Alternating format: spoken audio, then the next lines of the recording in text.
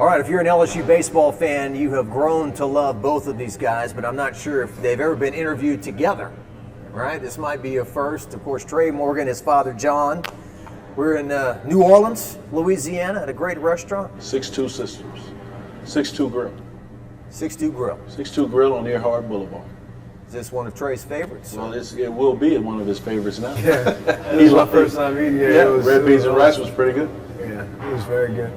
So I'm thinking about, as we're sitting here, it marks the 1 week anniversary of winning the national championship. And you're returning to your city. You had all those fans in Omaha cheering you on, 10,000 or so at Ellick Box for the celebration the other night.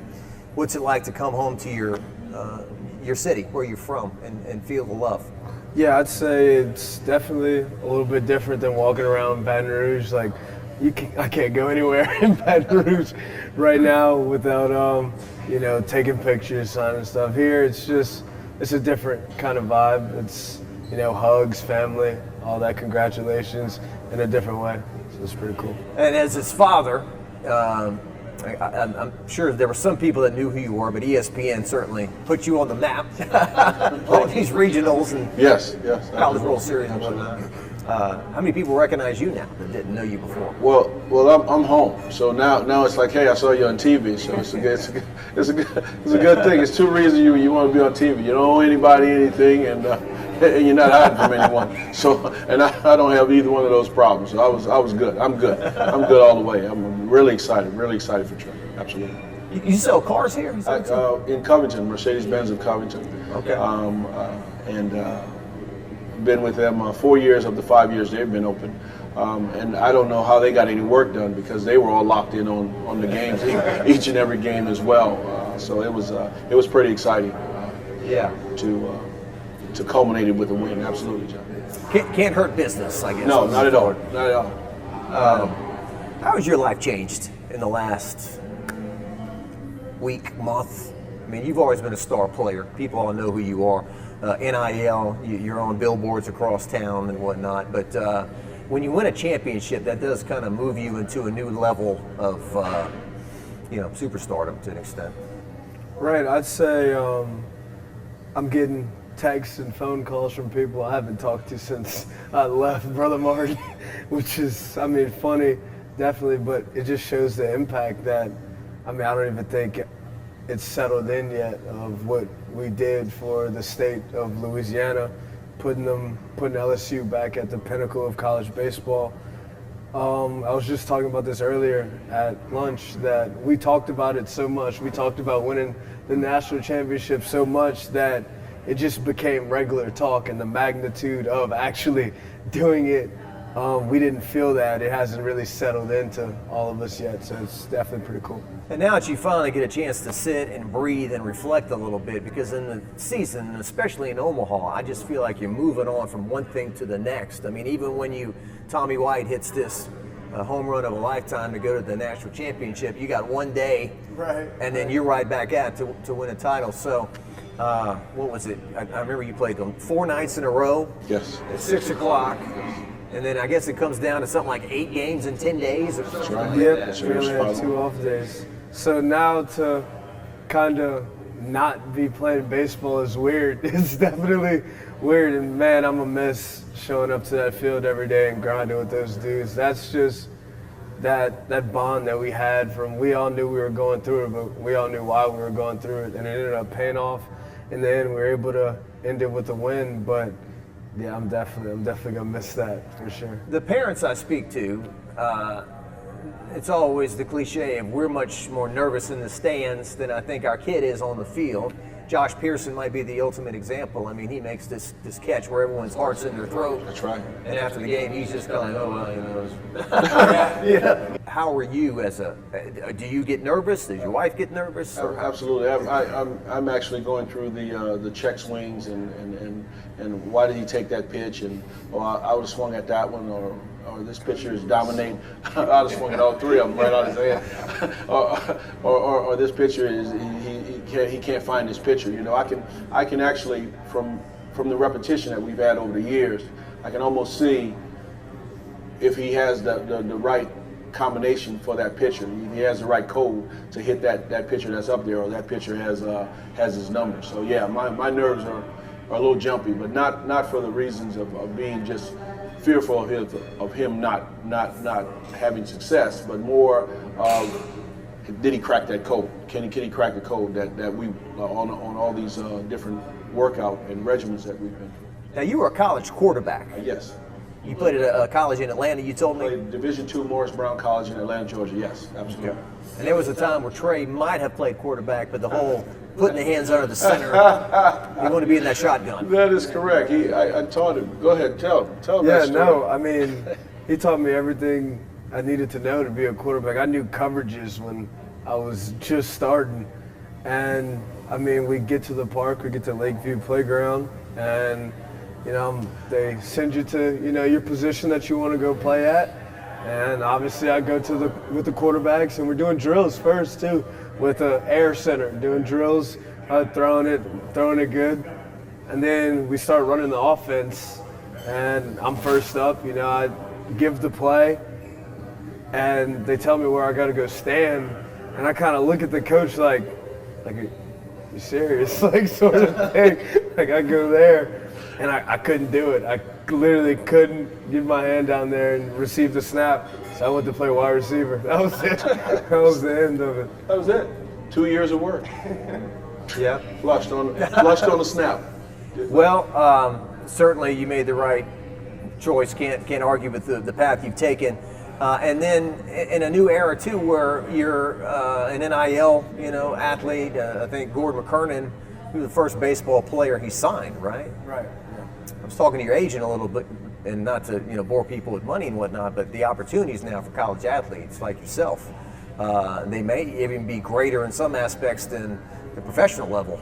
At least early on, because you got to grind through the minors and all that. But how did you feel about kind of your face being on billboards around town and being part of this new era where collegiate athletes are really earning nice amounts of money? Yeah, no, I definitely would say I felt like a local celebrity at some points, like getting Snapchats and texts from people like, dude, I just saw your face. I was coming into Baton Rouge, you and Kay Doty, or me and Gordon McKernan are standing side by side. It was awesome to see that because, I mean, growing up, when you look at billboards, it's always like famous people. You're like, how did they get on that billboard? And just to see my face on it was definitely special. Yeah. Did you have a second take sometimes when you're driving to Baton Rouge and you see your son up there? Well, no, I got a lot of text messages as well. Tre's on the billboard. It's like he's on what billboard? He's on Baton Rouge and headed west. And then there's this illuminated one right downtown on the 610, and he's on that billboard. So no, it's pretty cool to see your kids' dreams come to fruition. You put in the time, you put in the man hours, and things start culminating. They start coming together. You have your peaks and you have your valleys, but you show them that you don't have to stay in that valley that long. You show them how to rise up out of the valley to get to the next level. And God willing, he resurrected them. Yes. As his father, where did you find the balance between starting him early, working him hard, at the same time, hey, during the summer, let him go swimming with his friends, or go to the movies, or he's already shaking his head. There was none of that. Well, baseball, his baseball friends were his friends. I think he met his cousins, like really, literally met his cousins. He knew a couple of them, but they had to be ball players that he met. But probably when he was about 12, 13, he finally started going to parties, because then that on the road grind had kind of, we've scaled it back a little bit more, and he started getting more of that social side, that social life. Then, so he had a couple of years of lull time, but then right back on the cycle at 15, he's right back on it, because now we're auditioning for college scholarships now. We're working on future games and things of that nature. So in Omaha, you were telling me, because sometimes when you watch him play first base, you think he's made of rubber or something, the way he stretches and bends and everything. You had somebody here in New Orleans that really played a role in that as far as his flexibility and being able to play the position like that? Not so much the flexibility side of it, but showing him how to use his footwork a little different than I was teaching him how to use his footwork. So a guy by the name of Roy Conway at the UI Academy showed him how to extend his body. Like Tre's about 6'2" in the stretch. So most first basemen 6'4" to 6'6". Well, he comes home, he says, well, this guy has me using my coach has me using my feet in a different way now. I said, well, let me see what he has you doing. And it made a lot of sense what he has you doing. He's moving towards the ball, so it looks like he's longer than what he really is, the way he was using his feet. I said that let's try it. Before we scrap that idea, let's try that and see how that works in play. And lo and behold, Stretch Man comes into fruition. It's a real brand. Stretch Man is a brand now. What pride did you take in playing the position at first the way you did and bringing the kind of electric plays you did bring to the game to a position that's oftentimes, hey, stand and catch the ball from shortstop? Right, I say to me, winning is the most important thing. That's how I was raised. That's how I was taught to play the game. Winnings, do whatever you can to win. Like, there's no excuses, just win. And I took that to first base by helping my team win in any chance I could. Like, maybe I'm not seeing it good today. Like, I'm not hitting too good. So my defense needs to be that much better to save the runs that I'm not producing today at the plate. So that's kind of how I take pride in it. I take pride in it. It's two separate entities, defense and offense. And we grade my performance after every game. And we grade the defensive side and the offensive side for like an overall grade. So I felt like I needed to some days step it up a little bit. Well, in left field, too, you made a lot of great catches out there. I guess we can laugh about it now, but the first game he put you in left, you got hurt, right? You ran into the wall. That was in Round Rock, I think? Yeah, running, I didn't even break stride. It was like, I think 19 miles an hour, full speed, straight into chain link fence. Yeah, it didn't feel too good at all. And if you're Jay Johnson, you got to be like, okay, the fans have got to be roasting me now. Right. You know, I put him in left, and he injures himself in the first game. But you know, certainly you played a big role in left field as well. Is that where you're being projected? Is that where you think you're going to play, or can you play first base, or both? Yeah, I mean, obviously, I'm just having conversations now. It's nice that I can play a little left field, but obviously, I'm a better defender at first base. So it's just whatever team picks me. You had one of your quotes as you guys were entering the tournament picked up a lot of steam, and I was reminded of it the other day. You said, the previous 2 years, I've ended the year crying in my own dugout. And I don't want to cry as a loser. I want to cry as a winner in Omaha, final game, national champ, and that all came to fruition. Did you remember saying that? And then like, wow, this all came full circle? Definitely. And when I said that, yeah, I was the one that said it, but I was speaking for every dude on that team. That was our mindset. Every year, or the past 2 years, we came home and sat in our own dugout like, dude, we got to do it all again next year. Well, we didn't have that this year, you know, like it was pretty much our last time playing together as a squad. So that was kind of the mindset we took every game, but especially in the playoffs. Like, this is it. We're not accepting a loss. We're ending with a win for sure. And John, you saw how close this team was, and then as well, the parents were very tight. And I think that you almost have to be in a sport that has so much failure in it, right? I mean, this is a national championship team, and they lost 15 games, 17. I don't even know off the top of my head, but and there's strikeouts and there's things that don't go your way, where you guys all kind of have to, you know, kind of pick each other up to make it through such a long season. That's right. I agree. The dads have a group text, the moms have a group text, and it just goes on. You know, there's injuries along the way, there's wins and losses along the way, and I can recall even the older, like if a kid was a junior or senior, you can recall that parent introducing you to the group, this as their son is this player. And with Coach Johnson and the way Coach Johnson had them buy in to these, not only as individual pieces, but a unified piece. They have a lot of good pieces, but they're good pieces if they're separate. he unified them. He unified Skeens with Cruz, with Morgan, with Beloso. He put all those pieces together and made them one. Kind of like a Autobot, like a Decepticon. I mean, they all came together at the right time. And if you think about what I'm saying, Skeens did not pitch in the championship game. As people would say, they can't win without Skeens, but they didn't buy into that because Ty Floyd goes off for 17 strikeouts.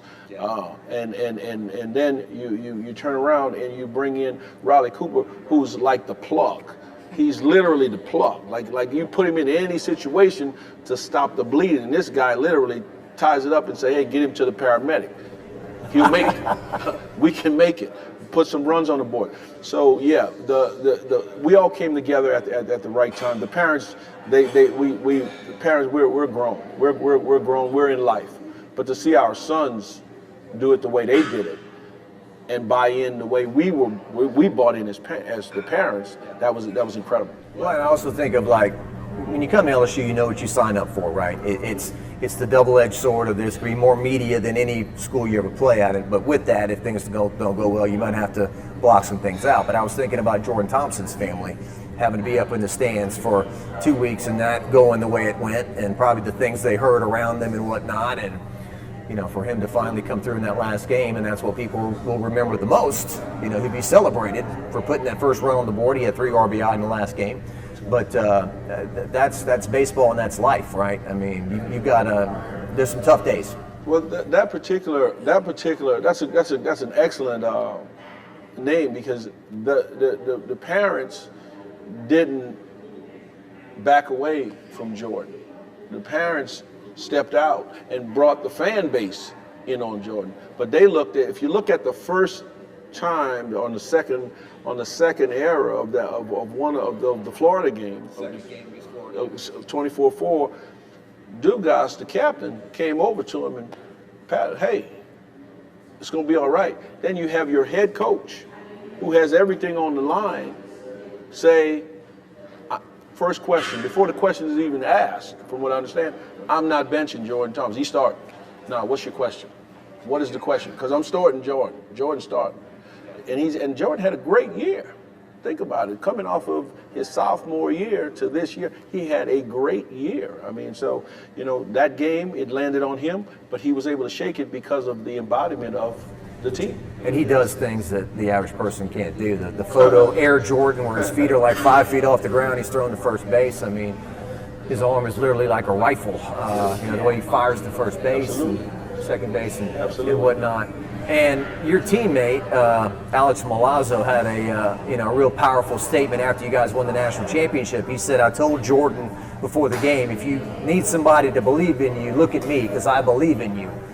And those are the kind of things that carry this team. And Milazzo, for example, his first 2 years, I mean, his batting average is like 135, 175, and the improvement he made. And of course, the play we've talked to you about a million times, I guess it's you know, I have to ask, it's mandatory, right, to talk about you covering that bunt and him swiping the Wake Forest guy that kept him off the board and allowed you to make it to the championship. Yeah, I mean, I'd say that's a play that we've worked on, like I said, every time, hundreds of times. The catcher, Alex, was usually the catcher that's in when we do it during practice, so it was pretty fitting that he's the one that I tossed it to all fall, all preseason practices, everything. So yeah, like I said, it was just like practice to play. Ball came up to me just like Dylan Cruz would bunt it to me when the outfielders are bunting. Came straight up to me, straight toss, and then we end practice. So it's crazy that it came full circle like that. And not to say that Brady Neal or Hayden Travinsky wouldn't have made that play either, but it is kind of funny how Hayden was injured and it's Alex in there, you know, to make it. And Alex says, and I guess everyone on the team views themselves that way, I don't view myself as a backup, you know. Backups don't make plays like that. You know, we just have so much talent that only one guy can play at once, right? That's what I'm saying. And the way Coach managed it is he moved the right pieces at the right time. You know, everybody's looking like who's gonna pitch. Who's going to pitch? Well, we have our guy out there, and it comes down to a first and third play on a bunt, or 1 in 100. a 1 in 100 that play is fielded clean and that run doesn't score. It can happen because it's the one, but then it's the 99% chance that this run is going to score, and we're having trouble hitting their pitching during that time. Alex Milazzo makes the play, so everything has to come. Tre has to make the right push where Alex doesn't tense up, but Alex has to have the wherewithal when he swings that ball, because the mitt doesn't have any fingers, that it doesn't fly out. Right. There's a lot, because he hit the guy inside. Yeah. Full force. Yeah. So the first thing he did was check to make sure the ball was That shows it up, and well, we know the response. Well, we got to go to review just to save face. But our guy, that guy's out, you know. But it was that play, which then leads to, okay, now we live to fight another pitch. Now we have to put a run on the board for our guy, for our pitcher to win the game. And talking to Tre about it in Omaha, it's the beauty and the irony, because in the 8th inning on Monday, Tre is thrown out, sliding home on a play where, if the ball's hit, 6 inches still left to the right, it maybe ties, or I forgot what the score was at the time, but he puts you on the board. That's right. And then you're out at home in the 8th inning, but then in the 8th inning of this game, you flip it. Yeah, I mean, I'd say like our entire season was built off of winning the next pitch. I knew the magnitude of how that play affected the game. There was a couple things that if I do it again, I wish I could have done differently to score that run, but it ended up paying off. And I mean, the team didn't lose any confidence in me, like the confidence we have or had in each other the entire season. Real quick, Josh Pearson's dad, back to the talent thing. He said the parents had talked, and the one thing that we would never want to have to do is put this lineup together. This is an impossible task to have to decide who the 9 guys are going to bat and who's going to pitch and all that. And so it's. I would have definitely had a problem with the 7, 8, 9. that 7, 8. They said, John, you wrote in DH twice already. Because I'd have DH'd a couple of guys on there and pinch hit. They're like, no, wait, slow down. Let's talk about a few of your teammates. So, Dylan, like you and Dylan have been, like Batman and Robin here for a while. For 3 years, y'all came in together. Y'all were kind of like the stars, the electric stars. Dylan could easily carry himself with a lot of swagger and arrogance for who he is, but he's the complete opposite of that, right? And I know you made us all laugh. You said when you were in high school, you used to watch Dylan Cruz videos. Yeah, I used to watch him showcase and everything like that, because I mean, he was the top-rated guy. I was like, what does that look like? And to have the opportunity to play with him for 3 years was awesome. I mean, he's one of my best friends now. He taught me so much about the mental aspect of the game, because he does it better than anybody I've ever seen.